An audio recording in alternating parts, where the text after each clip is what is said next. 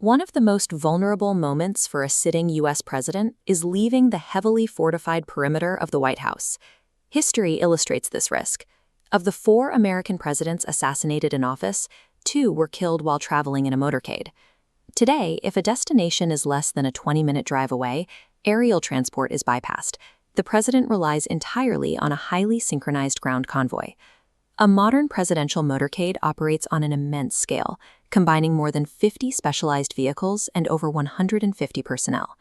To survive the exposure of the open road, the Secret Service must instantly convert the static architectural defenses of Washington into a breathing, moving fortress. At the front of the convoy rides the vanguard. Up to 30 local police vehicles and motorcycles sweep the path ahead.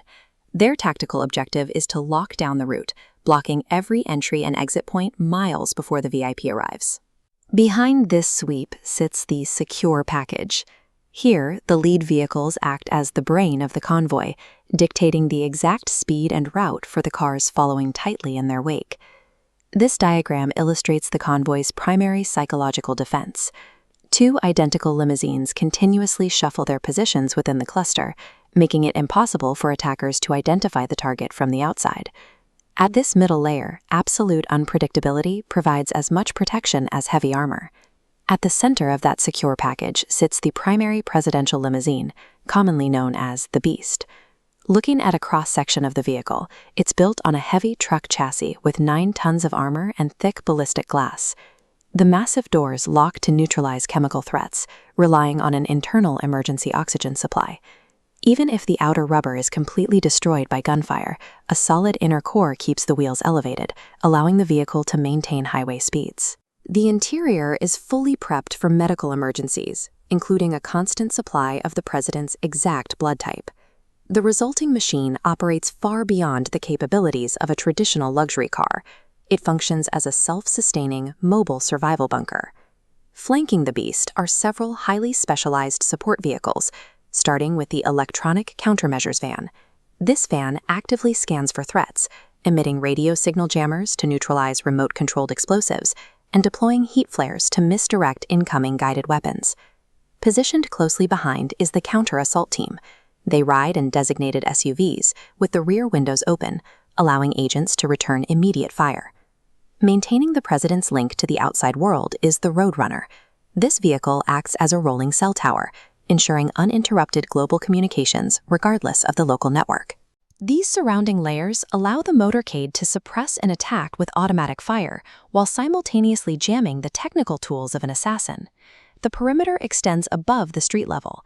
Heavily armed helicopters monitor the convoy from the sky, providing aerial overwatch and sniper support. When the motorcade connects to aerial travel, the VIP shifts to Marine One.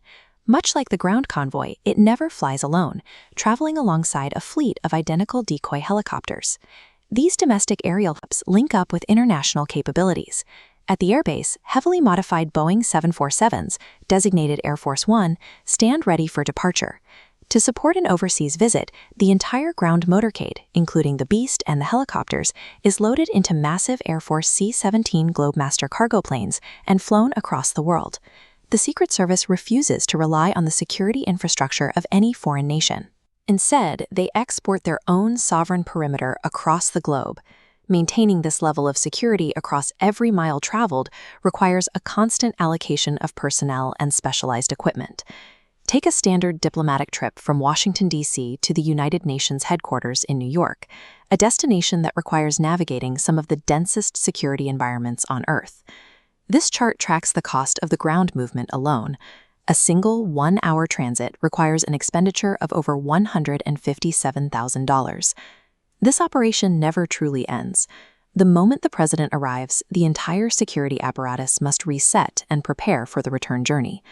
The presidential motorcade is a temporary, mobile environment, a multi-vehicle infrastructure that must be rebuilt and reset for every single journey the president takes.